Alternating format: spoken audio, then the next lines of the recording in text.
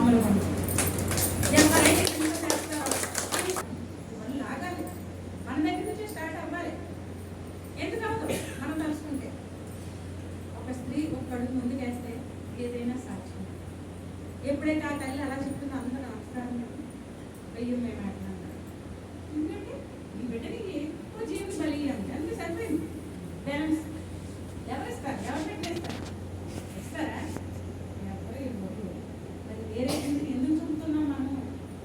ఆ జీవి కూడా మన జీవులు అంటే కదా, ఎంత విలువలాడిపోతుంది ఆ బిడ్డని ఇచ్చేటప్పుడు. ఇది గ్రహించాలి మనం.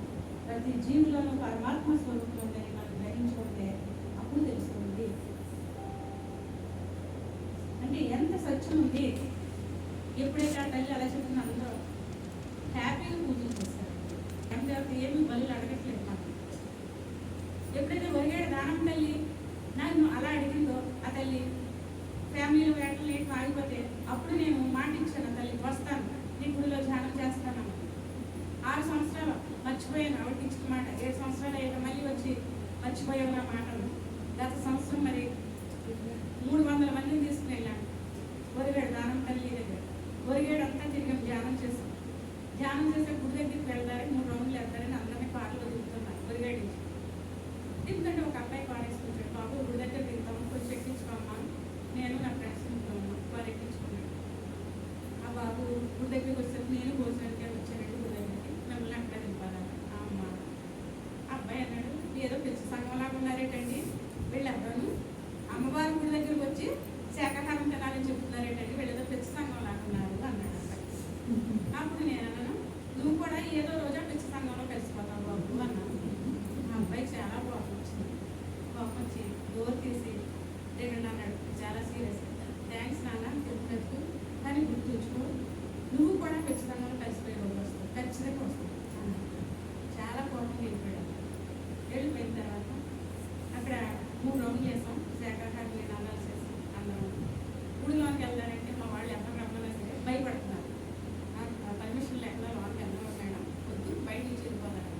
లేదు నాకు కూడా 5 కన్నా రెడీ వెళ్ళి చేద్దారు. ఆవిడ లోనకి అప్పుడు దగ్గర చేయమని రాని రెడ్డి ఎవరు రావు. సరే నేను వెళ్తాను. నేను లోనికి వెళ్ళాను. వెళ్ళేసరికి అక్కడ ఒక అబ్బాయి ఇలాంటి ఏం వేసి కూర్చున్నాను. మీకు ఎవరు ఇచ్చారు పర్మిషన్ అన్న. బాబు ధ్యానం చేస్తా ఉన్నట్టు ఎవరు ఇచ్చారు నీకు పర్మిషన్? ఆవిడ ఇచ్చింది. ఆవిడ విగ్రహమా? ఆవిడ నీకు పర్మిషన్ ఇవ్వడం? ఆవిడ అంటే ఆవిడ దేవతే కదా, వీళ్ళందరూ దేవతనే వచ్చారు కదా, మరి ఆవిడ ఇచ్చిందంటే ఏంటి? ఆవిడ నన్ను పిలిచి ఇక్కడ ధ్యానం చేయమని పిలిచి అడుగు కావాలి ఆవిడ చెప్తుంది. నీకు తల కొట్టేస్తున్నాడు. ఆవిడ వచ్చి చెప్పమంటే అమ్మ విగ్రహం వచ్చి చెప్తుందా? ఆవిడ చెప్తుందా? ఏంటి విగ్రహం అంటే మళ్ళీ అమ్మవారనే కదా మీరు అందరూ ఇక్కడ కూర్చొని ఎంత మెయింటెన్స్ చేస్తున్నారా? నన్ను పిలుస్తుంది అయ్యా ఆవిడ వచ్చి, నువ్వు అడుగు వచ్చి చెప్పమని. అబ్బాయికి మధ్యలేదు, తల కొట్టేసుకుంటున్నాడు. నీకైనా పిలిచేటమ్మా ఆవిడ విగ్రహం చెప్పుకుంటే ఏ కాదు బాబు పిలుపు బాబు ఆవిడ వస్తుంది పిలిచి అడుగు ఎందుకు పిలుస్తున్నాను అంతే. ఇలా తల కొట్టుకుని నీకు దండం తల్లి అన్నాడు. అంతే పళ్ళు మూసిపోయినాయి. అయిపోయి ఆటోమేటిక్గా చాలా అయిపోయాడు. అంతే నాకు లైన్ క్లియర్ అయిపోయింది. అని తల ఉండిపోయాడు, కూర్చొని పళ్ళు మూసిపోయి ఉండిపోయాడు. అది చూసి మా వాళ్ళందరికి సైడ్ చేశాను. లోపలికి వచ్చాడు అందరూ వచ్చేసారు. వచ్చేసి ఎక్కడ వాళ్ళు అక్కడ ఆవరణ అంతా నిండిపోయి కూర్చునిపోయారు. ఎక్కడ వాళ్ళు అక్కడ కూర్చుని పడుకుని మూసాడు పళ్ళు మూసాడు. కోడుల్ని సంకలో పెట్టుకుని మేకలు సంకలో పెట్టుకుని క్యూలో నిల్చున్నారు సాంబ్రాణి పొగలట్టుకుని.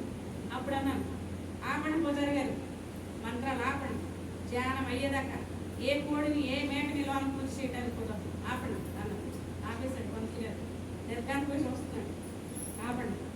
అప్పుడు అన్నాను జనం ఆ సాంబ్రాణి పొగి మాకు వేయండి అలా ఆ కోడికి మేకలు చేయండి ధ్యానం అంటాం అని ధ్యానం చేయించండి. అరగంట ధ్యానం చేసేసరికి క్యూలో నిల్చున్న వాళ్ళు అలా నిర్గానికి పోయి చూశారు. అరగంట తర్వాత ఓకే చెప్పారు. దేవుడి ప్రసాద్ గారు మైక్ తెచ్చి ఇచ్చారు. మైక్ తెచ్చిస్తే అప్పుడు ఆ తల్లి నన్ను పిలిచావు కదా వచ్చాను చెప్పుకో ఏం చెప్పుకుంటామన్నా. అప్పుడు ఆ ఒరిగేడు దానం తల్లి ఆవిడే వచ్చాను.